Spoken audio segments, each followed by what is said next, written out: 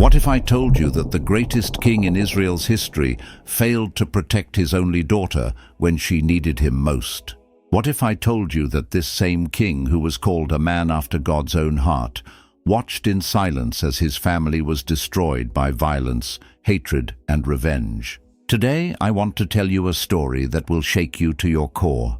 A story about a young princess whose purity was stolen, whose voice was silenced, and whose tragedy was ignored by the one person who should have defended her. This is the story of Tamar, David's only daughter, and the horrific chain of events that began with forbidden desire and ended with murder in the palace. This isn't just an ancient tale from dusty scrolls. This is a warning about what happens when those in authority choose silence over justice, when family loyalty becomes twisted into something dark, and when one moment of evil is allowed to multiply into a cycle of destruction that devastates generations. Are you ready to witness how quickly a royal family can crumble?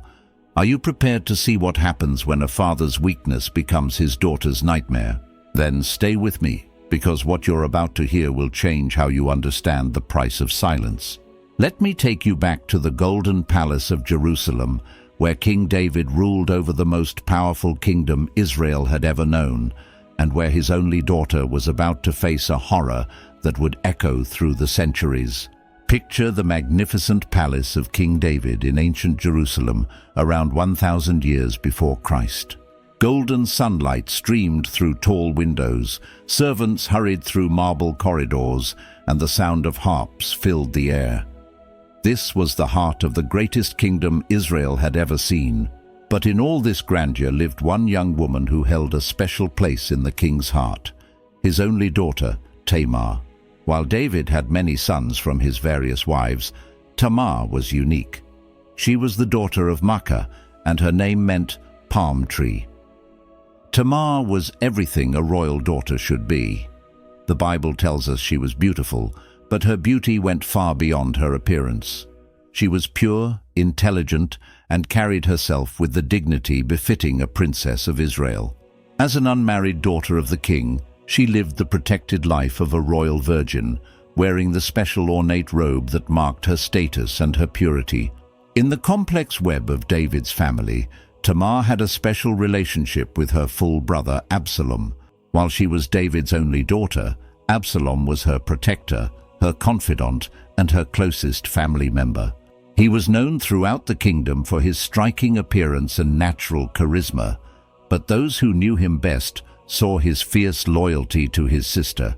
But there was another member of this royal family whose eyes had begun to follow Tamar in a way that was completely wrong. Amnon, David's firstborn son and heir to the throne, had developed feelings for his half-sister that were both forbidden and dangerous. As the eldest son, Amnon held incredible power and privilege. He was next in line for the throne, had access to his father's counsel, and commanded respect throughout the kingdom. He was used to getting what he wanted, when he wanted it. But now he wanted something that was absolutely forbidden, his own sister. What made this situation even more dangerous was the presence of Jonadab, David's nephew and Amnon's close friend. The Bible describes Jonadab as a very shrewd man. As these personalities moved through the daily routines of palace life, none of them could have imagined how quickly their world was about to be turned upside down. David's only daughter was about to become the victim of a crime so horrific. It started like a poison slowly spreading through Amnon's heart. Somewhere in the daily rhythms of palace life, his feelings for his half-sister Tamar began to change from brotherly affection into something dark and twisted. What should have been protective love became a sick obsession. The Bible tells us in 2 Samuel 13:2 that Amnon became so obsessed with his sister Tamar that he made himself ill. She was a virgin, and it seemed impossible for him to do anything to her. This wasn't love. This was a dangerous fixation. Think about what this means. Amnon was the crown prince of Israel. He had access to wealth beyond imagination, power that most men could only dream of, and the ability to marry any eligible woman in the kingdom. Kings from other nations would have offered their daughters as wives. Yet instead of embracing these possibilities, Amnon became fixated on the one person he could never and should never have. This is the nature of sinful desire. It's never satisfied with what it has. It always craves what it cannot have. Sin doesn't look at the abundance of blessings and opportunities before us. Instead, it fixes its eyes on the forbidden and whispers lies that we cannot be complete without it. Day after day, Amnon's condition worsened. His face grew pale and gaunt. His appetite disappeared. He lost interest in his royal duties and responsibilities. The servants whispered about the prince's mysterious illness. Courtiers wondered if he was dying from some unknown disease. But one person saw through the facade. Jonadab, Amnon's friend and David's nephew, noticed the change in the crown prince and decided to investigate. When he confronted Amnon about his condition, he had a choice that would determine the fate of multiple lives. He could have been a true friend and counseled Amnon to abandon his shameful thoughts. He could have reminded him of his duty to God, his family, and his future kingdom. He could have encouraged him to seek a proper marriage and build an honorable legacy. Instead, Jonadab chose to become an accomplice to evil.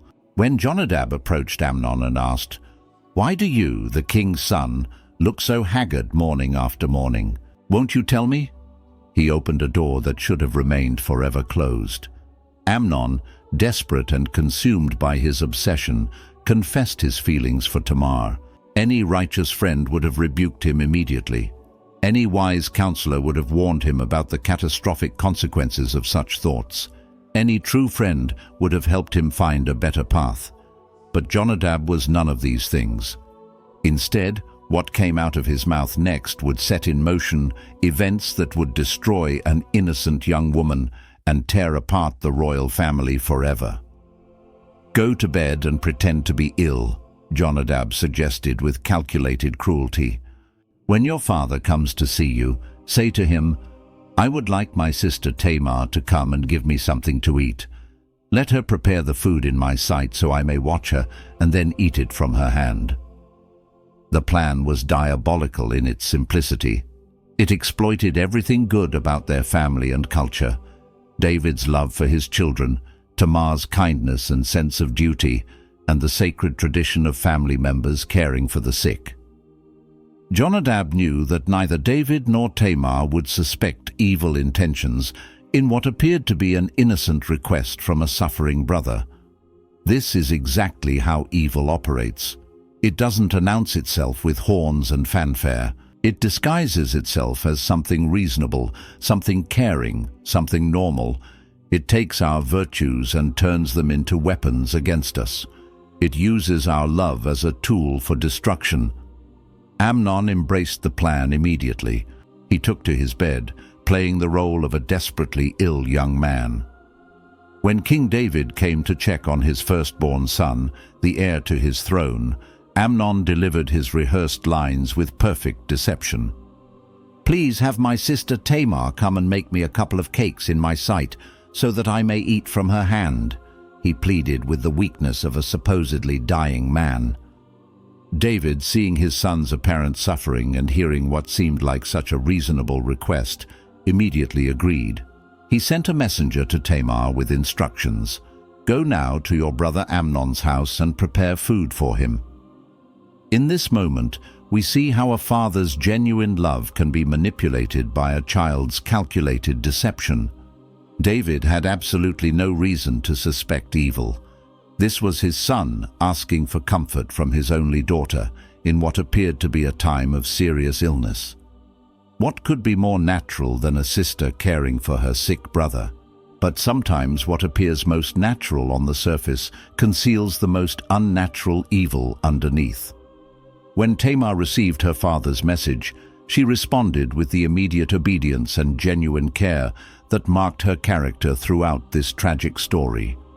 She was a princess of Israel, but more than that, she was a loving daughter and sister who would never hesitate to help a family member in need. The Bible gives us a beautiful and heartbreaking picture of her dedication as she went to Amnon's house. So Tamar went to her brother Amnon's house, and he was lying in bed. She took dough, kneaded it, made cakes in his sight and baked the cakes. Then she took the pan and served them to him. Can you see this scene in your mind? David's only daughter, innocent and pure, working with her own hands to prepare fresh food for someone she believed was suffering. She kneaded the dough carefully, shaped the cakes with precision, and baked them while her brother watched from his bed. She was doing exactly what any loving sister would do, completely unaware that every moment was bringing her closer to a nightmare. Her actions reveal her character. She didn't send a servant to do this work. She didn't prepare something simple and leave quickly. Instead, she put her heart into caring for Amnon, taking time to make the food properly and personally serving it to him. This was the heart of a woman who truly loved her family. But then something happened that should have warned her of the danger ahead. He refused to eat. This was strange. If Amnon was truly ill and had specifically requested food prepared by Tamar's hands, why would he suddenly refuse to eat when she brought it to him? But Tamar, in her innocence and concern, probably thought he was simply too sick to have an appetite. What happened next revealed the true depth of Amnon's deception and the calculated nature of his trap. "Send everyone away from me," Amnon suddenly commanded his servants. The room emptied quickly. Now they were alone, the predator and his prey. And Tamar was about to discover the horrifying truth about her brother's illness. "Bring the food here into my bedroom so that I may eat from your hand," Amnon said to her. Still trusting, still caring, still wanting to help her brother recover, Tamar took the cakes she had lovingly prepared and carried them into the bedroom.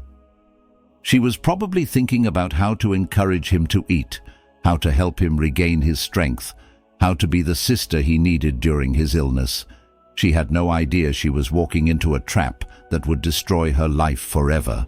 What happened next is recorded in 2 Samuel 13:11-14 with devastating clarity. The moment Tamar brought the food to Amnon in his bedroom, he took hold of her and said, "Come sleep with me, my sister." In an instant, everything changed. The sick brother was suddenly strong enough to grab her with force. The loving family member revealed himself as a dangerous predator. The innocent act of caring became a scene of terror. Tamar's immediate response reveals both her character and her intelligence in the face of extreme danger. She didn't just say no, she made a desperate attempt to reason with him, to appeal to whatever goodness might still exist in his heart. "No, my brother," she pleaded, "don't force me. Such a thing should not be done in Israel. Don't do this wicked thing. What about me? Where could I get rid of my disgrace? And what about you? You would be like one of the wicked fools in Israel." Listen to the wisdom in her words, even in this moment of terror. She appealed to their family relationship, "My brother." She reminded him of God's law. Such a thing should not be done in Israel. She warned him about the consequences for both of them. She even offered him an alternative. "Please speak to the king. He will not keep me from being married to you." This last statement shows us how desperate she was to escape the violence he was threatening. In her culture, it was sometimes permissible for half-siblings to marry with the king's approval. Tamar was willing to suggest even this unusual arrangement if it would prevent the rape he was planning.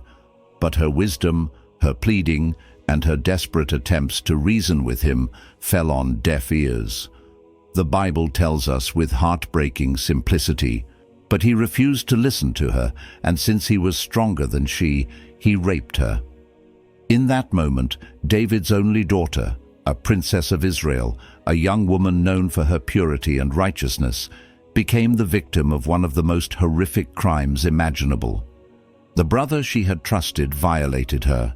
The family member she had cared for destroyed her. The prince who should have protected her became her attacker. But if you think the horror ends there, you're wrong. What Amnon did next reveals the true depth of his depravity and shows us how sin, once unleashed, always demands more destruction. The Bible records what happened immediately after Amnon's attack with words that will shock you. Then Amnon hated her with intense hatred. In fact, he hated her more than he had loved her. Amnon said to her, "Get up and get out." Think about the evil revealed in these words.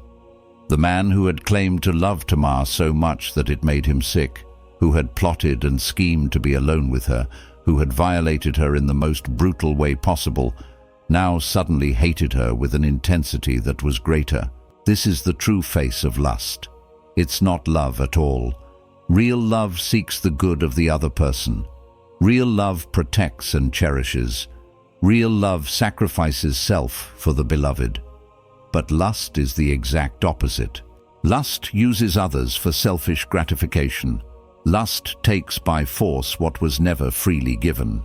And once lust gets what it wants, it immediately turns to disgust and hatred. Tamar, traumatized and devastated, recognized that being thrown out would only compound her shame and suffering. "No," she said to him, "sending me away would be a greater wrong than what you have already done to me." She was right. In their culture, if a man violated a virgin, he was required to marry her and provide for her for life. By throwing her out, Amnon was not only refusing to take responsibility for his crime, but also ensuring that she would be permanently disgraced and unmarriageable. He was destroying both her body and her future. But Amnon's heart had turned completely cold. He called his personal servant and said, "Get this woman out of my sight and bolt the door after her." Notice how he refers to her now, not as my sister or even by her name, but as this woman. She had become an object to be discarded, a problem to be removed from his sight. The transformation from supposed love to complete dehumanization was now complete. The Bible tells us that Tamar was wearing an ornate robe, for this was the kind of garment the virgin daughters of the king wore. This robe was a symbol of her purity, her royal status, and her protected position as David's only daughter. Now it had become a witness to her violation and her shame. As she was thrown out of Amnon's house, Tamar's response reveals the depth of her anguish. Tamar put ashes on her head and tore the ornate robe she was wearing. She put her hands on her head and went away, weeping aloud as she went. The tearing of her robe was deeply symbolic. It represented the destruction of her purity, the end of her protected status, and the shattering of her future.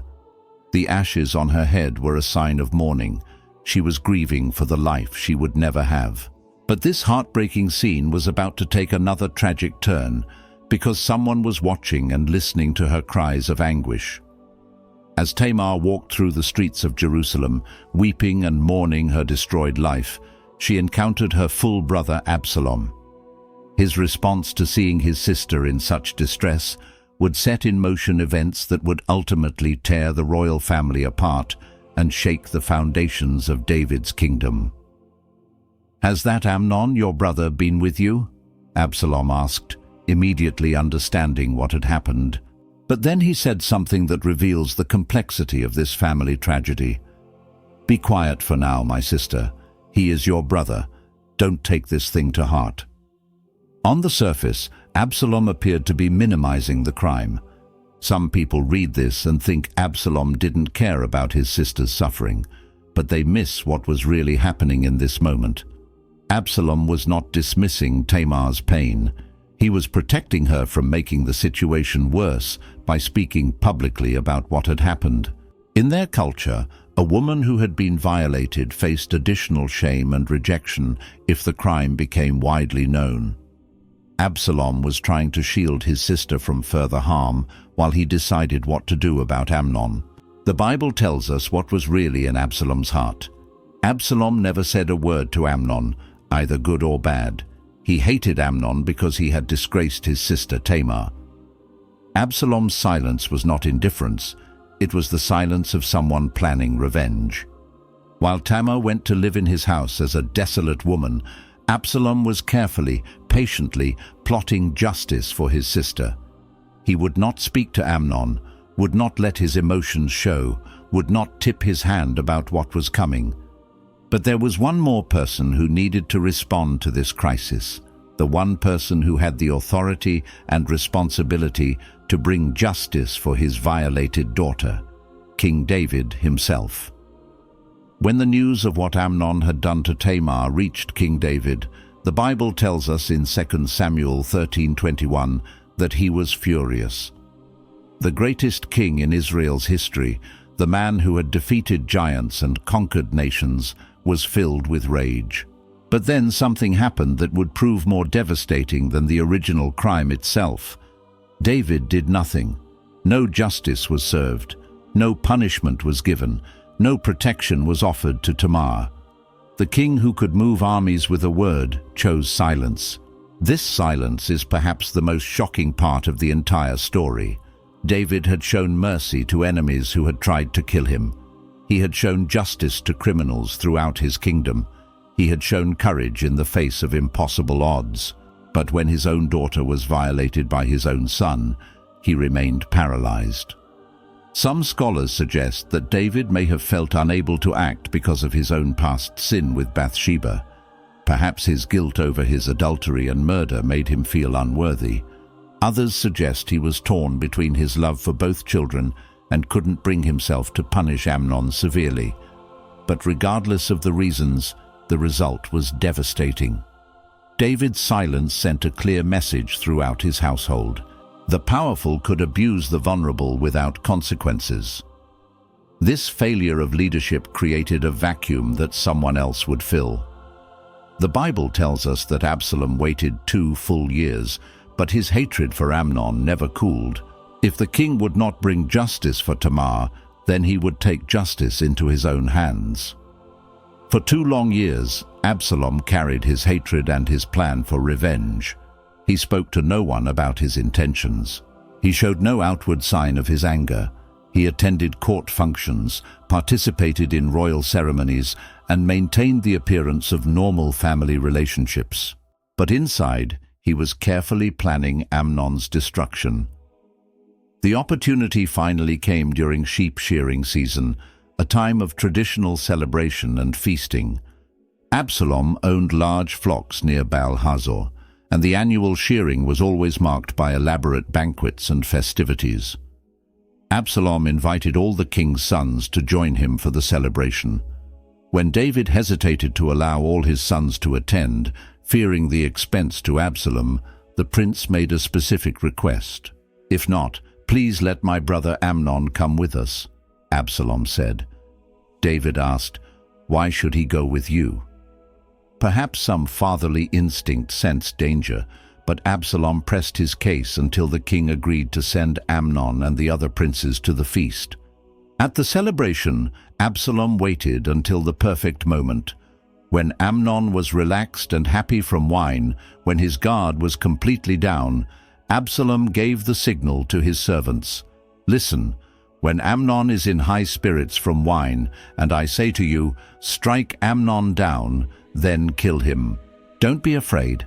Haven't I given you this order? Be strong and brave." The execution was swift and brutal. In front of all his brothers, Amnon was struck down and killed. The other sons of David, fearing for their own lives, mounted their mules and fled back to Jerusalem.